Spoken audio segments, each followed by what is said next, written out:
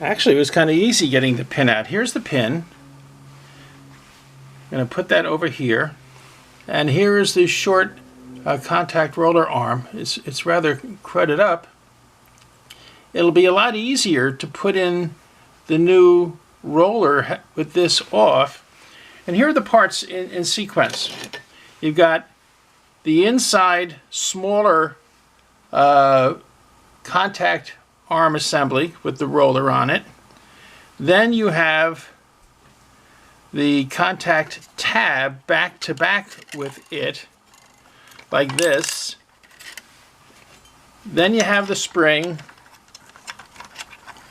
which goes on here. So you take the spring off too. And then you have this bushing. And then you have the larger arm, which really is for the C post. I'm going to leave that in because that's seated nicely there. So we've got a little bit of work to do. While we're at it, we might as well go ahead and put a new roller in here. And one of the best ways I found of redoing the rollers is to crush the graphite roller itself and then snip with a very small wire cutter, snip the pin that serves as the axle for the roller. So that's what we're going to do. Let's go in here and crush this up a bit. Always want to prevent all the debris from getting into the machine, so we will crush this up a bit.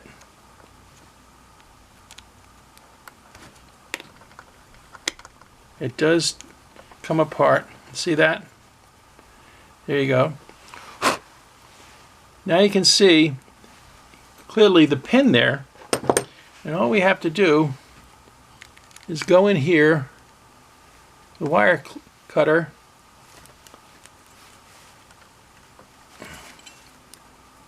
easier said than done.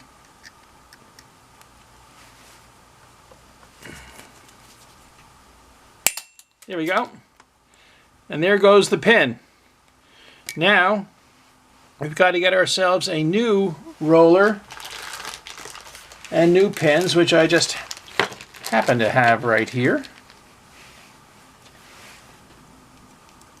The roller goes inside here. The pin goes through. Let's see if we can line that up. Very nice. Okay.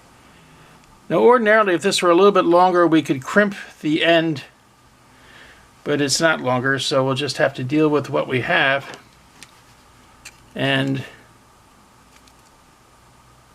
just crimp it this way so that the roller stays in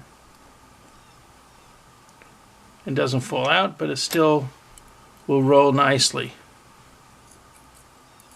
There, that's good. So that's all there is to it, folks. While we're at it, we might as well, let me shake out the other cloth. Let's take care of the second roller that's going to stay attached. We'll break this guy up as well. You know, put him up there like he's getting a haircut, and break up the roller a bit.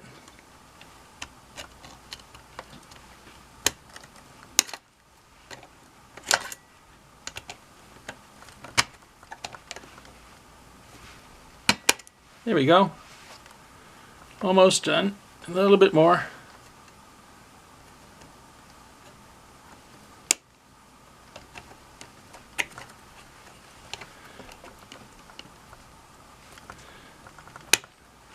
It wouldn't be a bad idea really to wear gloves for this, because this is really graphite. You can see how dirty your hands get from this. But we protected the unit from all the debris. So now let's get back in there again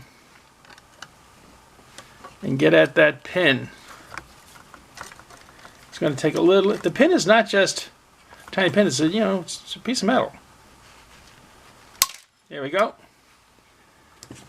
Pin's done. So let's get another roller and another pin.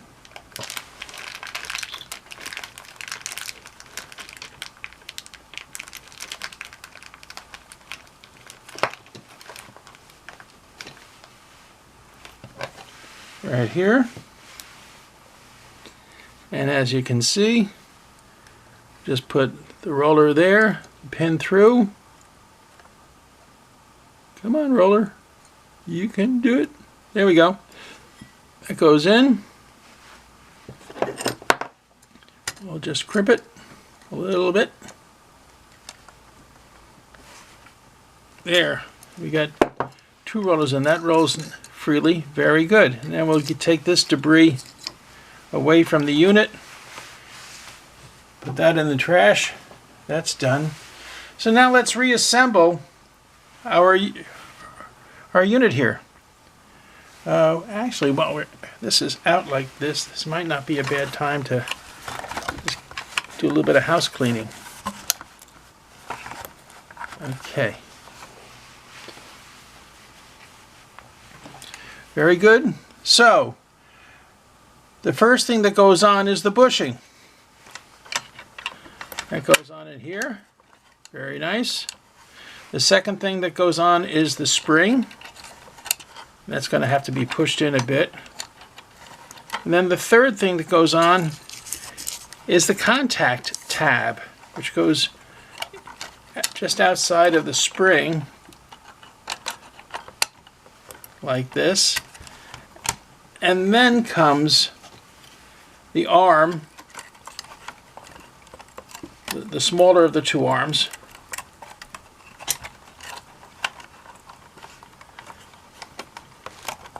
On the axle there. Now because of the spring, it's got a lot of tension there. Now I'm going to have to try to push this pin back into place. Okay, one thing that you should know is that there's a little slot for the contact tab. There's a little slot here that goes into the plastic, and that's so you can't make a mistake as to where it goes. So once you put the bushing in, then you get the spring in, then you get the contact tab where it belongs, and that little tab is fighting the spring, of course, but that's where it belongs, and it goes in. And now we have to put on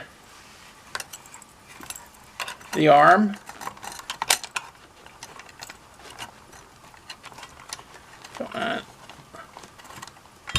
Well, let me wrestle with this alligator for a little bit to get everything lined up off camera, and then I'm going to put, all I'm going to do is now line this up and put the pin back where it was, and we'll be done. I'll be right back when that's accomplished.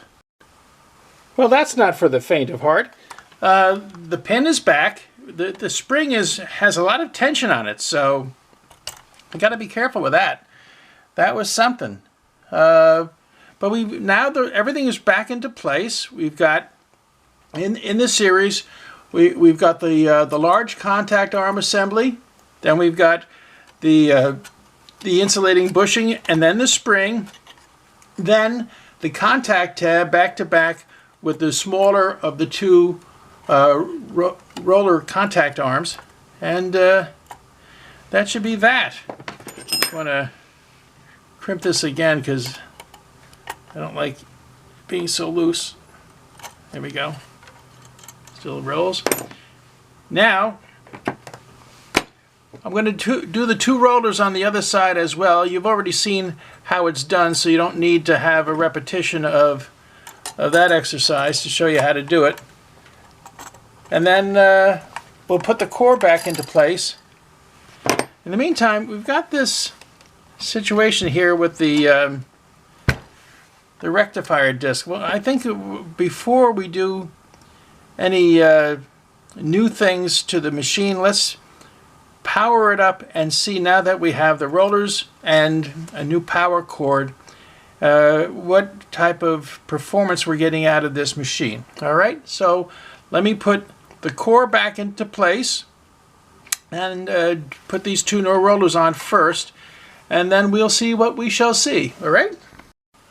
Okay, I put the core back onto the core brackets. I put the 4 bolts back into the base to hold the core brackets in place. We do not have core bracket straps that should go here. The top screws go in here, here, here, and here for the Bakelite case. I took off, as you can see, the wires from the circuit breaker.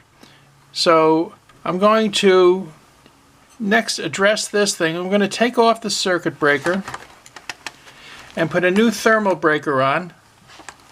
And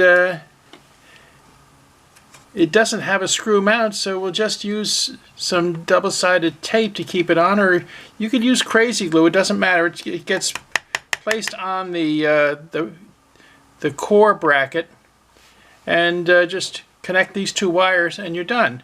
So let's address that issue right now. Just a simple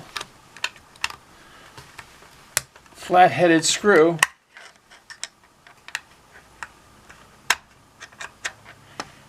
It's always good to have light to be able to see.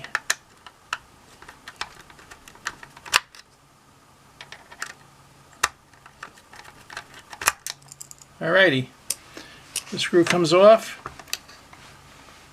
and here it is, the old circuit breaker. Now let's get ourselves a new circuit breaker. This one is a really good one. These are all 15 amps. This one has a double-sided tape. It's much easier to work with. There's no magic to how you would fix it, but it can even float if necessary, but the double-sided tape is going to be right there.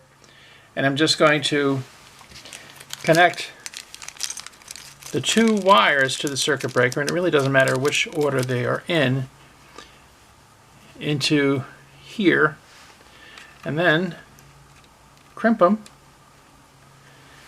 and then away we go.